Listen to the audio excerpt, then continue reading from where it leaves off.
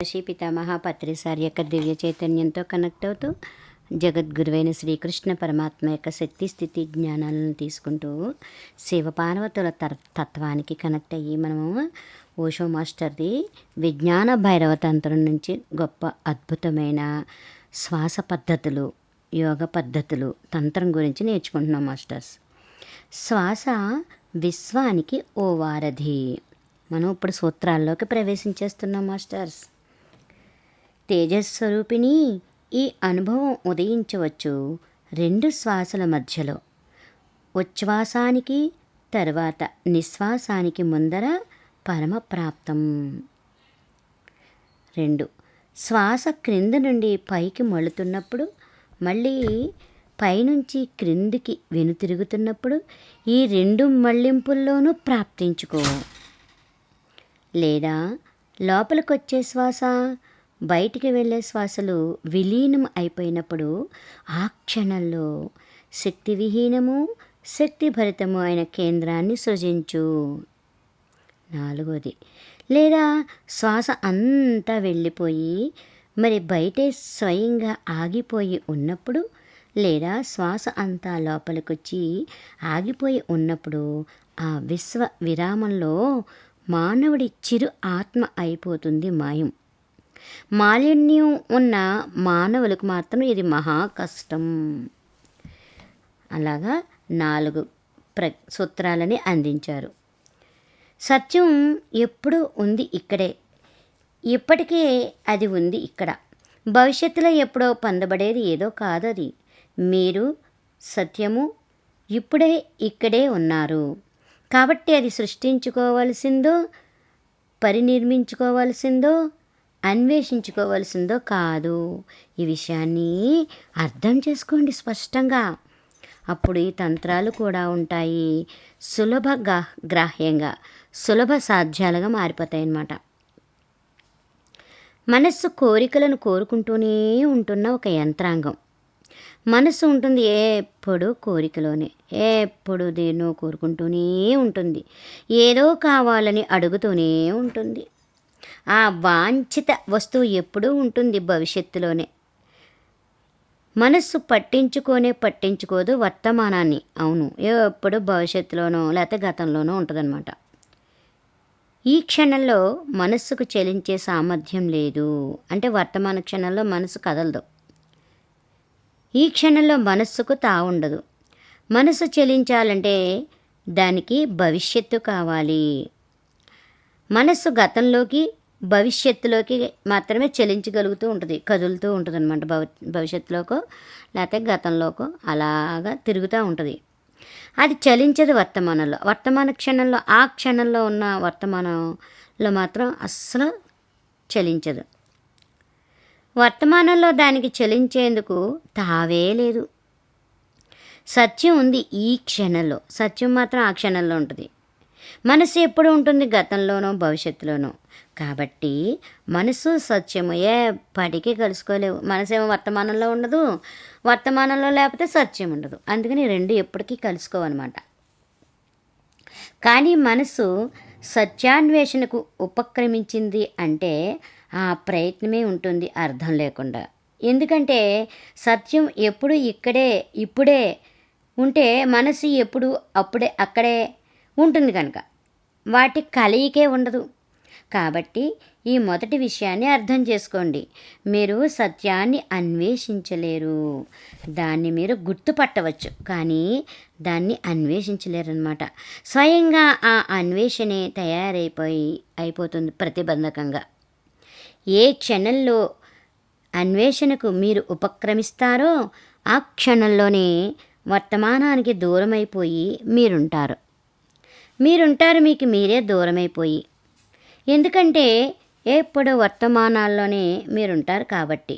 అన్వేషి ఎప్పుడు వర్తమానంలోనే ఉంటాడు. అన్వేషి కూడా వర్తమానంలోనే ఉంటారు. అన్వేషింపబడుతున్నది ఉంటుంది ఎప్పుడు భవిష్యత్తులోనే. అన్వేషిస్తున్న దాన్ని ఎప్పటికీ కలుసుకోలేరు మీరు. లావొట్టు అంటారు, వెతకండి, వెతికారో దొరకదు, వెతకకండి, అక్కడే ఉంది అది అని చెప్తారనమాట. శివుడు అందిస్తున్న ఈ పద్ధతులన్నీ గతం మీదో భవిష్యత్తు మీదో ఉంటున్న మనస్సుని వర్తమానం మీదకి మళ్ళించడం కోసం అనమాట. అంటే వర్తమాన క్షణం, ఆ క్షణమే దివ్య క్షణం, వర్తమానమే మహాబహుమానం అని కూడా అంటారు మాస్టర్స్. దేన్ని మీరు అన్వేషిస్తున్నారో అది ఇప్పటికే ఇక్కడ ఉంది, ఇప్పటికే ఉన్న స్థితి అదే. మనస్సును మళ్ళించాలి వెతుక్కునే స్థితి నుండి వెతుక్కోకుండా ఉండే స్థితిలోకి అనమాట. అంటే స్థితమైపోయి ఉండాలి, మనసు లయమైపోయి ఉండాలి. అది ఉంటుంది మహా కష్టంగా. మేధోపరంగా ఈ విషయం ఎంతో కష్టంగానే ఉంటుంది. మేధస్సుతో మనం చేయాలంటే ఇది చాలా కష్టం అనమాట, చేయలేము. ఇంకా వెతుక్కునే స్థితి నుండి వెతుక్కోకుండా ఉండే స్థితిలోకి మనస్సును మళ్ళించడం ఎలా? ఎందుకంటే వెతుక్కోకుండా ఉండే స్థితినే తన అన్వేషణ లక్ష్యంగా మనసు తయారు చేసేసుకుంటుంది. కాబట్టి ఎప్పుడు వెతుక్కునే స్థితినే తయారు చేస్తుంది మనసు. అప్పుడు మనసు అంటుంది వెతక్కండి అని. అప్పుడు మనసు అంటుంది నేను వెతుక్కోకూడదు. అప్పుడు మనసు అంటుంది ఇప్పుడు వెతక్కుండా ఉండడమే నా ధ్యేయం, ఇప్పుడు కోరికలు ఉండని స్థితినే నేను కోరుకుంటున్నాను. మళ్ళీ వచ్చేసి ఉంటుంది దానికి అన్వేషణ. కోరిక మళ్ళీ తిరిగి వచ్చేసి ఉంటుంది దొడ్డి గుమ్మల్లోంచి. అందువల్లే ఉంటున్నారు ప్రాపంచిక విషయాలను అన్వేషించే మనుష్యులు, అప్రాపంచిక విషయాలను అన్వేషిస్తున్న మనుషులను. అన్ని అన్వేషణలు ప్రాపంచికాలే, ఎందుకంటే అన్వేషణే ప్రపంచం కాబట్టి. కాబట్టి ఏ అప్రాపంచకాన్ని మీరు అన్వేషించలేరు. ఏ క్షణంలో ఓ అన్వేషణను మీరు ప్రారంభిస్తారో తక్షణమే అది అయిపోతుంది ప్రపంచంగా. దేవుణ్ణి మీరు అన్వేషిస్తే దేవుడే అయిపోతాడు ప్రపంచంలో భాగం. ముక్తిని, విముక్తిని, నిర్వాణాన్ని మీరు అన్వేషిస్తే ఉంటే ఆ విడుదల కూడా ప్రపంచంలో భాగమే అయిపోతుంది. మీ విముక్తి ప్రపంచానికి అతీతంగా ఉండేది అయి ఉండదు. ఎందుకంటే అన్వేషణే ప్రపంచం కాబట్టి, కోరుకోవడమే ప్రపంచం కాబట్టి. కాబట్టి నిర్వాణాన్ని మీరు కోరుకోలేరు, వాంఛారాహిత్యాన్ని మీరు వాంఛించలేరు. మేధోపరంగా అర్థం చేసుకునేందుకు ప్రయత్నిస్తే ఇది అయిపోతుంది, ఓ చిక్కు సమస్యగా మారిపోతుంది అన్నమాట. శివుడు దీని గురించి ఏమీ చెప్పడు, వెళ్ళిపోతాడు వెంటనే పద్ధతులు అందించడంలోకి. ఆ పద్ధతులు ఉండవు మేధోపరంగా. ఆయన చెప్పడు పార్వతీదేవితో సత్యం ఇక్కడే ఉంది, అన్వేషించు, నీకే కనిపిస్తుందని. వెంటనే ఆయన పద్ధతులను అందించేందుకు ఉపక్రమించేస్తాడు. ఆ పద్ధతులు ఉండవు మేధోపరంగా, వాటిని మీరు చెయ్యండి, అప్పుడు మనస్సు మళ్ళుతుంది. ఆ మళ్ళడం పర్యవసానంగానే జరుగుతుంది. కేవలం ఒక ఉపవస్తువుగా, ఓ దృశ్యంగా కాక ఆ మళ్ళడం ఉంటుంది ఉపవస్తువుగానే. ఓ తంత్రాన్ని మీరు ఆచరిస్తే గతంలోకో వర్తమానంలోకో చేస్తున్న ప్రయాణం నుంచి మీ మనసు మళ్ళుతుంది. అకస్మాత్తుగా మీరు గ్రహిస్తారు వర్తమానంలోనే మీరున్నారని. అందువల్లే అందించాడు బుద్ధుడు తంత్రాలను, అందువల్లే అందించాడు లావోట్టు తంత్రాలను, అందువల్లే అందించాడు శ్రీకృష్ణుడు తంత్రాలను. కానీ ఎప్పుడు తమ తంత్రాలను వాళ్ళు మేధోపరమైన భాషలోనే పరిచయం చేశారన్నమాట. శివుడు మాత్రమే ఉన్నాడు విభిన్నంగా. తక్షణం ఆయన తంత్రాలనే అందించేస్తూ ఉంటాడనమాట. ఏ మేధోపరమైన అవగాహనను మీకు అందించడు, మేధోపరంగా ఆ తంత్రాలను పరిచయం చేయడు. ఎందుకంటే ఆయనకు తెలుసు మనసు మహా టక్కర్ది, మహాజిత్తులు మరి వ్యవహారమేనని. దేన్నైనా అది ఒక సమస్యగా పరివర్తించేస్తుంది. అన్వేషించకుండా ఉండడం కూడా అప్పుడు ఓ సమస్య అయిపోతుందన్నమాట. ఈ పరిస్థితి వస్తుంది కాబట్టే శివుడు ఏ పరిచయాలను చేయకుండా సూటిగా తంత్రాల్లోకి వెళ్ళిపోతాడు. వెంటనే ఆయన తంత్రాలను గురించి మాట్లాడటం మొదలు పెట్టేస్తాడు. ఆ తంత్రాలను ఆచరించడం జరిగితే అకస్మాత్తుగా మళ్ళుతుంది మీ మనస్సు. ఇది ఆచరణమైనవి అన్నమాట. అందుకనే ఆ పద్ధతులు మీరు ఉపయోగించుకోండి అని చెప్తున్నారు. అది వచ్చేసి ఉంటుంది వర్తమానంలోకి. మనస్సు వర్తమానంలోకి వచ్చేసిందంటే అది ఆగిపోతుంది. అప్పుడు అది ఇక ఉండదు. మీరుండలేరు మనస్సుతో. వర్తమానంలో. మనసుతో ఉంటే మనం వర్తమానంలో ఉండలేం మాస్టర్స్, అసాధ్యం అది. మీరు ఇప్పుడే ఇక్కడే ఉంటూ ఉంటే ఎలా ఉంటారు ఓ మనస్సుగా? ఆలోచనలన్నీ ఆగిపోతాయి, అవి చలించలేకపోతాయి. కాబట్టి వర్తమానంలో ఆలోచన కదిలేందుకు స్థలమే ఉండదు. మీరు చెయ్యలేరు ఆలోచన. ఈ క్షణంలోనే మీరుంటే ఎలా కదులుతారు మీరు? మనసు ఆగిపోతుంది కదా. మీకు వచ్చేస్తుంది మనస్సు ఉండని అద్భుతమైన స్థితి, అమనస్క స్థితి అన్నమాట అది. కాబట్టి సత్యం స కాబట్టి సత్య విషయం ఎలా? ఇప్పుడే ఇక్కడే ఉండటం అనే. అంతే, సత్యం ఇప్పుడే ఉంది, ఇక్కడే ఉంది. మీరు చెయ్యవచ్చు ప్రయత్నం, కానీ ఆ ప్రయత్నం అయిపోవచ్చు విఫలం. ఎందుకంటే ఈ క్షణంలోనే మీరు ఉండాలన్న విషయాన్ని మీరు నిశ్చయించుకుని విధించుకుంటే అప్పుడు ఆ విషయం జరిగిపోయి ఉంటుంది, భవిష్యత్తులోకి వెళ్ళిపోతుంది అది. వర్తమానంలో ఎలా ఉండాలని మీరు అడుగుతున్నారంటే మళ్ళీ మీరు భవిష్యత్తు గురించి అడుగుతున్నారనే కదా అర్థం. వర్తమానంలో ఎలా ఉండాలని మనం ప్రశ్నించామనుకోండి, అప్పుడు భవిష్యత్తు గురించే కదా అడుగుతున్నట్టు అర్థం.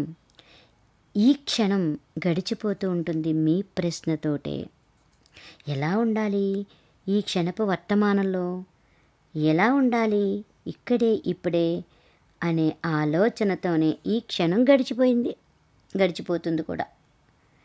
మీ మనస్సు అల్లుకుంటూ స్వప్నాలను సృష్టించేసుకుంటూ ఉంటుంది భవిష్యత్తులో. ఏదో నాటికి మీరుంటారు ఏ చలనము ఉండని మనస్సు స్థితిలో, ఏ ధ్యేయాలు, ఉద్దేశ్యాలు, అన్వేషణలు ఉండని అద్భుత స్థితిలో. అప్పుడు మరి ఉంటుంది బ్రహ్మానంద తన్మయత్వం మాస్టర్స్. కాబట్టి వర్తమాన క్షణంలో ఉండడం ఎలా? శివుడు దీని గురించి ఏమీ మాట్లాడడు, కేవలం అందించేస్తాడు ఓ తంత్రాన్ని. మీరు దాన్ని చేస్తారు. అకస్మాత్తుగా మీరు చేసి ఉంటారు ఇక్కడే ఇప్పటికే మీలోకే.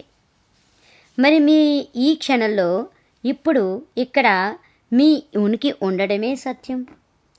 ఈ క్షణంలో ఇక్కడ ఇప్పుడు ఉనికితో మీరుండడమే మోక్షం, విముక్తి, స్వాతంత్ర్యం.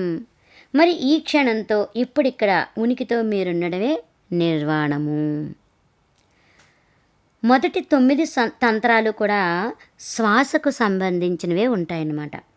కాబట్టి మనం శ్వాస గురించి దేన్నో అర్థం చేసుకునే ప్రయత్నాన్ని చేద్దాం. ఆ తర్వాత తంత్రాలలోకి వెళ్దాం.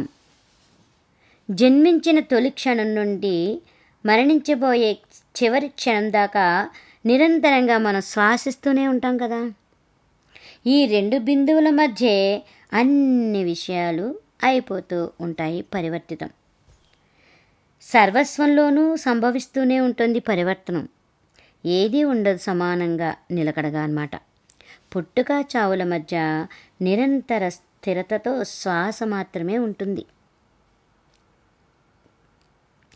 పసివాడు అయిపోతాడు యువకుడు, యువకుడు అయిపోతాడు వృద్ధుడు. అలా మారిపోతూనే ఉంటుంది వ్యవస్థ అంతా. వృద్ధుడికి వచ్చేస్తాయి అస్వస్థతలు, వృద్ధుడి శరీరం అయిపోతుంది వికారం. అన్నీ మారిపోతాయి తప్పకుండా.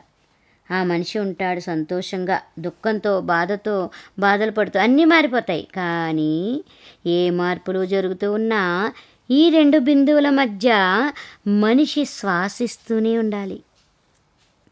సంతోషంగా ఉన్నా, దుఃఖంతో ఉన్నా, యవ్వనంలో ఉన్నా, వృద్ధాప్యంలో ఉన్నా, విజయులైన వైఫల్యాలను పొంది ఉన్నా, ఎలా మీరున్నా అవన్నీ అసంగతాలే కదా. మరి ఒక్కటి మాత్రం ఉంటుంది నిశ్చింతగా.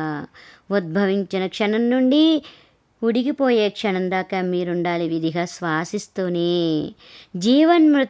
మృత్యు క్షణాల బిందువుల మధ్య ఉంటాం అన్నమాట మనం, నిరంతరము శ్వాసిస్తూను.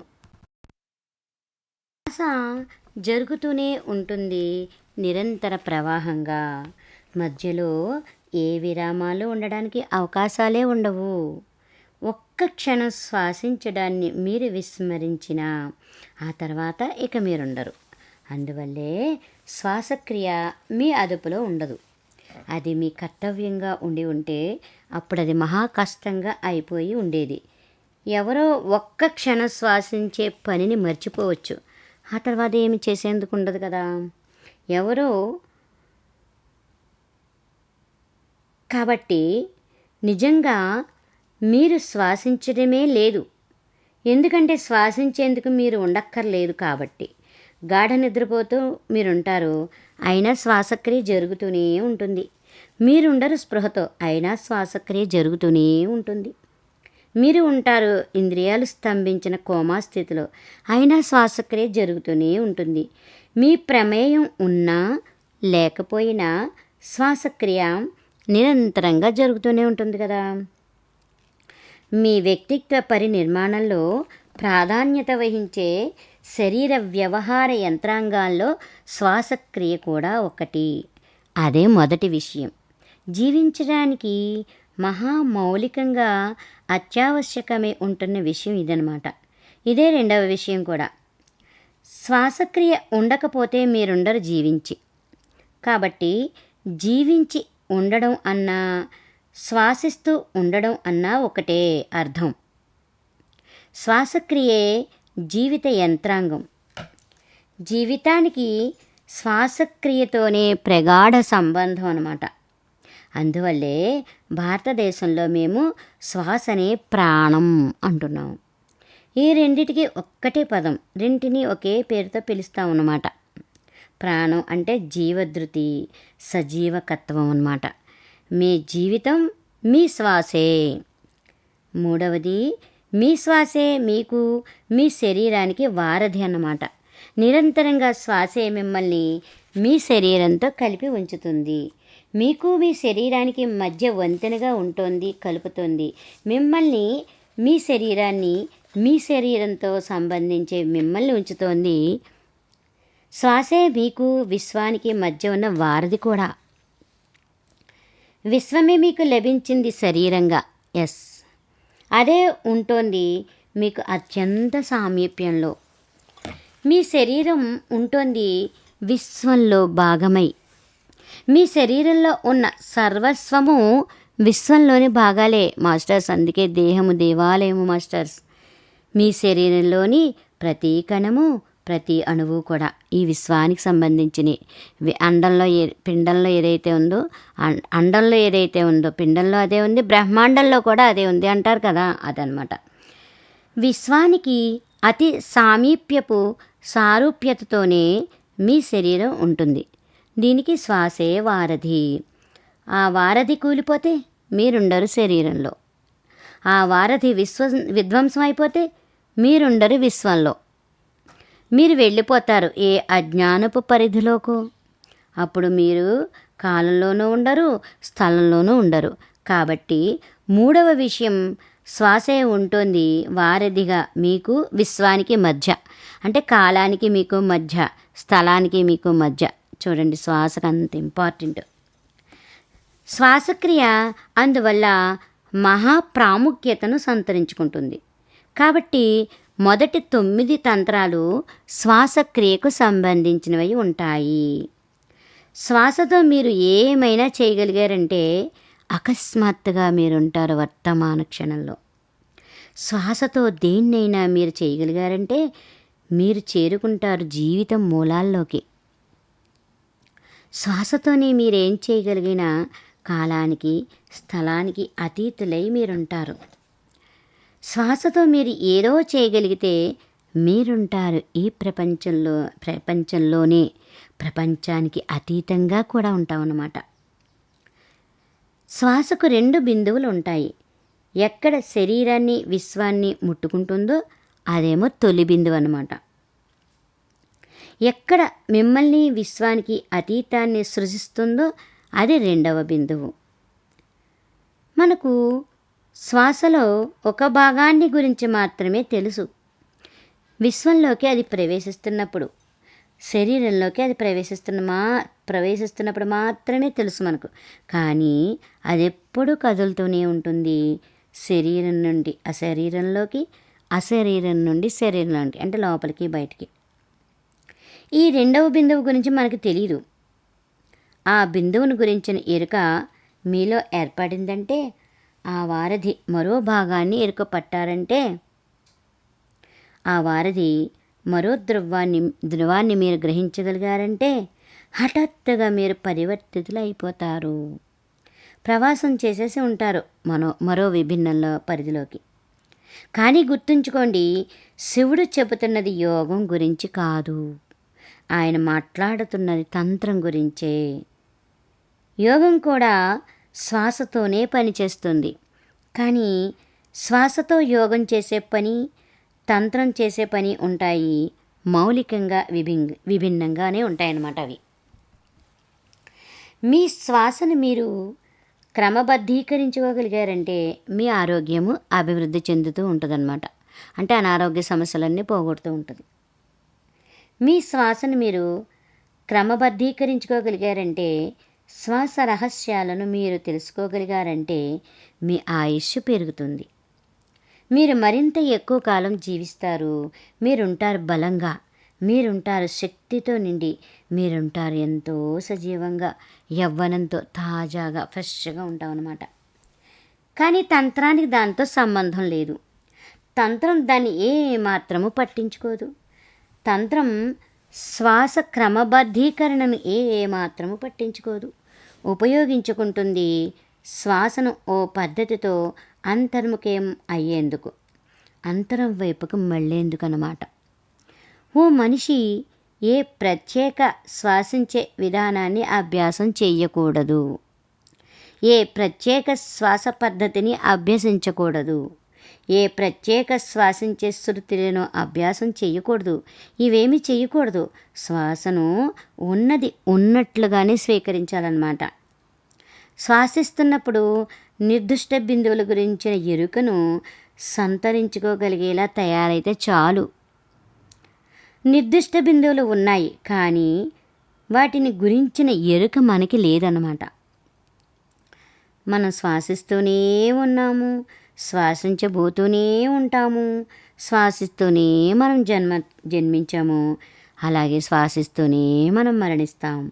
కానీ నిర్దిష్ట బిందు స్థానాలను గురించి మనకు ఏ ఎరుక లేదు. మరి ఇదే వింతగా విడ్డూరంగా ఉంటుంది మనకి. ఇది మనకు అపరిచితంగానే ఉంటుంది. మానవుడు చేరుకుంటున్నాడు చంద్రుడి మీదకి, అంతకంటే దూరాల్లోకి కూడా వెళ్ళడానికి ప్రయత్నం చేస్తున్నాడు, భూమి నుండి నభోంతరాల్లోకి. కానీ మానవుడు ఇంకా నేర్చుకోనే లేదు తన జీవితంలోని అత్యంత సామీప్యంలోని జీవిత భాగాన్ని గురించి. శ్వాసలో నిర్దిష్ట బిందు స్థానాలు ఉన్నాయి.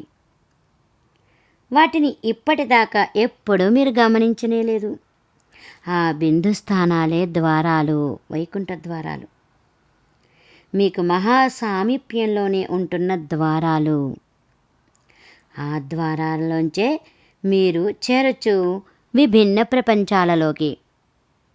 ఇంకో విభిన్న స్వీయ జీవిలోకి కూడా వెళ్ళొచ్చు, మరో విభిన్న చైతన్యంలోకి కూడా వెళ్ళొచ్చు. కానీ అవి ఉంటాయి అత్యంత మహాసూక్ష్మంగా. ఓ చంద్రుడిని గమనించాలంటే మనకు మరీ కష్టంగా ఉండదు, ఎందుకంటే అలా చూస్తాము, గమనిస్తూ ఉంటాం. చంద్రుడి మీదకి వెళ్ళడం కూడా మనకి మరీ కష్టంగా ఉండదు మాస్టర్స్. అది ఉంటుంది ఒక స్థూలమైన ప్రయాణంగా. యంత్ర పరిజ్ఞానం మన దగ్గర ఉంది కనుక వెళ్ళిపోవచ్చు. యంత్ర సాంకేతికత మీ వద్దే ఉంటే చాలు, ప్రోగు చేసుకునే విషయ సమాచార పరిజ్ఞానం ఉంటే చాలు, దాన్ని మీరు అందుకోవచ్చు, చేరుకోవచ్చు. మరి శ్వాస ఉంటుంది మీకు మహా సామీప్యంలోనే, అంతే కదా, మనతోటే ఉంటుంది. ఓ విషయం మీకు సామీప్యంలో ఎంత ఎక్కువగా ఉంటే అంత ఎక్కువగా కష్టంగా ఉంటుంది దాన్ని గమనించడానికి, గ్రహించడానికి. అది మీకు ఎంత దగ్గరలో ఉంటే దాన్ని గమనించడం అంత కష్టంగా ఉంటుంది. సామీప్యం తగ్గుతూ ఉంటే కష్టం పెరుగుతూ ఉంటుంది. దాని స్పష్టత ఎంత ఎక్కువగా సహజంగా ఉంటే అంత ఎక్కువ కష్టంగానే ఉంటుంది దాన్ని గమనించాలంటే. మీరుంటారు శ్వాసకు మహా సామీప్యంలో. శ్వాస మీకు ఎంత సామీప్యంలో ఉందంటే మీకు దానికి మధ్య స్థలమే లేనంత దగ్గరలో ఉంది శ్వాస. లేదా ఎంతో సామీప్యంలో అది ఉంటూ దాన్ని గమనించేందుకు మీరు మహా కష్టాన్నే పడాల్సి వస్తుంది కదా. మరి ఆ మహా అవధానంలో మీరు ఉండగలిగితేనే మీకు వస్తుంది ఆ శ్వాస బిందు స్థానాల ఎరుక, ఆ నిర్దిష్ట బిందు స్థానాల గురించిన ఎరుక. ఆ బిందు స్థానాలే ఈ తంత్రాలకి మౌలిక ప్రధానాంశాలు కాబట్టి శ్వాస అత్యంత పవిత్రమైనది, అత్యంత సున్నితమైనది, అత్యంత దగ్గరలో ఉన్నది. అయినా మనం దాని లోతుల్ని చేరుకోలేకపోతున్నాము.